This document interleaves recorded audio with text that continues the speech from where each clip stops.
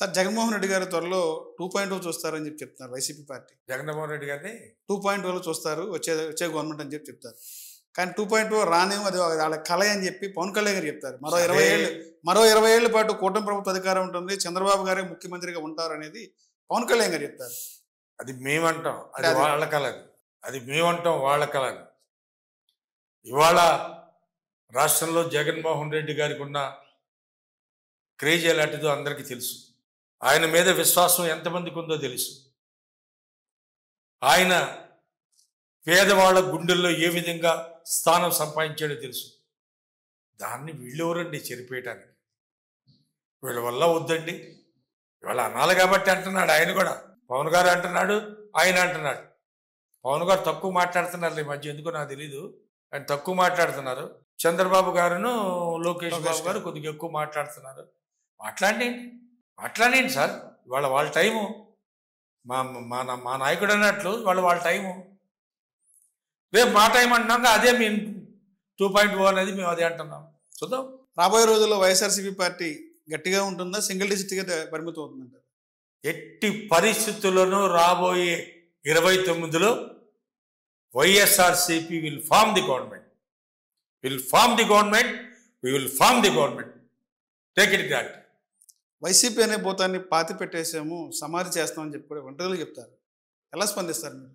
సాధ్యపడదంటారా ఆంధ్రప్రదేశ్? ఏమండి, నీకు భయం పుట్టే ఇద్దరితో కలుపుకున్నావు. మీ చరిత్రలో ఒక్కడికి వచ్చిన దాఖలా లేదు. వేరేజ్ మేము సింగిల్గానే వస్తున్నాం, సింగిల్గానే ఉంటాం. నువ్వేమన్నా సింగిల్గానే వస్తావా? రండి, సింగిల్గానే రండి. మరి ఎవరిని భూస్థాపితం చేస్తారో చూద్దాం. పెద్దవాడయింది ఆ మాటలు ఏంటండి? కొడుకు వయసు అంత పెద్దవాడయింది ఆ మాటలు, అలాంటి మాటలు మాట్లాడేది.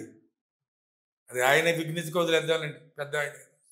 సార్ జగన్మోహన్ రెడ్డి గారు అవినీతి సొమ్ముతోనే బల ప్రదర్శన చేస్తున్నారని చెప్పి ఈ రోజున బీటెక్ రవి గారు చెప్తారు, పులివెందుల టీడీపీ ఇన్ఛార్జ్. సహజమే కదా, వాళ్ళు చెప్తారు కదా. ఎదురు పార్టీ వాళ్ళు ఇప్పుడు వాళ్ళు చెప్పడానికి ఏదో మ్యాటర్ కావాలి కదండి. చెప్తారు, చెప్పలేండి. చెప్పినంత ఇప్పుడు ఇవాళ నువ్వు గవర్నమెంట్ మీరు రూల్ చేస్తున్నారు, ప్రూవ్ చేయండి. మీరు మా మీద వేసిన మట్టి అంతా కూడా శుభ్రంగా మా ఒళ్ళంతా పోయండి, మీరు ప్రూవ్ చేసి. ఎందుకు అనవసరమైన మాటలు? మీరు మాట్లాడను, మేము మాట్లాడాలి. దీనివల్ల ఉపయోగం లేదు కదా. ప్రజలకైనా ఉపయోగం అండి ఇటువల్ల? నువ్వైనా ప్రజలకు ఉపయోగపడే 4 మంచి మాటలు చెప్పు, వాళ్ళకి చేస్తానన్నది చేయి, వాళ్ళకి ఉపయోగం చేయి. అది ఎవడన్నా హర్షిస్తారు ప్రజలు కూడా. అది వదిలిపెట్టి అసలు వీళ్ళిద్దరూ కూడా మైకు ముందుకొస్తే జగన్ గారి విషయం తప్పిస్తే జనానికి కావాల్సిన విషయాలు ఏమన్నా మాట్లాడుతున్నారా? మేము పథకం పెట్టాం, ఇట్లా చేసాం, ఏమన్నా చెబుతున్నారా? ఊరికే ఈయన గురించి మాట్లాడడం తప్పిస్తే ఏమీ లేదండి. చూద్దాం రాబోయే రోజులు ఎట్లా ఉన్నా పర్లేదు. సార్ మంగళగిరిలో పార్టీ ప్రతిష్టత కోసం మీరు ఎలాంటి నిర్ణయాలు తీసుకోబోతున్నారు 29కి? డెఫినెట్ మేము పార్టీ ప్రతిష్టతకి మా నాయకుడు ఇచ్చిన కార్యక్రమాలను ఆల్రెడీ మొదలుపెట్టాం. తీసుకెళ్తున్నాం ప్రజల మధ్యకి, ప్రజల దగ్గరికి వెళ్తున్నాం, ప్రజలకు అన్ని విశదీకరిస్తున్నాం. ఇప్పటి నుంచే మొదలుపెట్టాం. ఇంకా 3 ఏళ్ళు ఎలక్షన్లు హీట్ రావడానికి 3 ఏళ్ళు ఉన్నా కూడా అసలు వాస్తవాలు ఏంటో జనాన్ని ఎడ్యుకేట్ చేయాలి. ఇక్కడ విషయం ఏంటంటే ముందు మన పామర జనానికి కొంత ఎడ్యుకేట్ చేయాలి, అర్థమయ్యేటట్టు చేయాలి. ఇందాక ఒక పాయింట్ చెప్పాను నేను.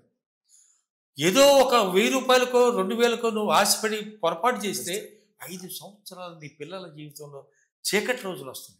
ఏ మనిషి జీవితంలో అయినా 5 సంవత్సరాలు అంటే మామూలు కాదు కదా. అది ఎందుకు? సామాన్య ప్రజలకి అవగాహన రాహిత్యంతోనే జరుగుతుంది. ఆ అవగాహన కల్పించేదే మా ప్రయత్నం చేస్తున్నాం.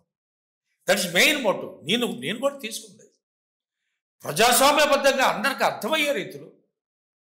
వీటి వల్ల వాళ్ళు చెప్పే 70 mm పిక్చర్ చూపించే వాటి వల్ల ఏ విధంగా మనం నష్టపోతున్నాం అనే విధం జనానికి చెప్పడం కోసం నేను ప్రయత్నిస్తాను, వాస్తవాలు చెప్పడానికి. ఆయనలాగా ఏదో కొత్తగా ఒక బ్రోచర్లు తీసుకొస్తాడు, ఒక రియల్ ఎస్టేట్ చేసేవాడు, అబ్బో ప్రపంచంలో లేని అని చూపిస్తాడు. ఆ విధంగా ఆయన చేస్తారు. ఇది మేము చేయలేం. మేము ప్రజలతో ఉండేవాళ్ళం, ప్రజలతో మమేకై బ్రతికేవాళ్ళం. మేము సామాన్యులు. మేము ఎప్పుడు మీ పైన కార్పొరేట్ స్థాయిలో మీ స్థాయి మాది కాదు. మీరు చాలా గొప్ప స్థాయి మీది. మీ స్థాయిలోకి మేము అందుకోలేము. కానీ మేము జనాన్ని ఎడ్యుకేట్ చేస్తాం, జనానికి వాస్తవాలు చెప్తాం, జనానికి ప్రజాస్వామ్య విలువలు తెలియజేస్తాం. ఎవరైతే ఏ విధంగా మనకు మంచిదో ఆలోచించుకోమని తెలియజేస్తాం. మరలా వైఎస్ఆర్సీపీ పార్టీలో ఆర్కే గారు యాక్టివ్ అయితే వేమారెడ్డి గారు మళ్ళీ సీనియర్ నాయకుడేనా? ఆర్కే గారికి రారు అనే నిర్ధారించుకున్న తర్వాత అన్నీ జరుగుతున్నాయండి. ఆయన వచ్చే ఇది లేదు. డెఫినెట్గా నేనే చెప్పాను కదా, ఇంకెవరో ఎవరో ఎవరో అనేది లేదు, నేనే కంటెస్ట్ చేస్తాను.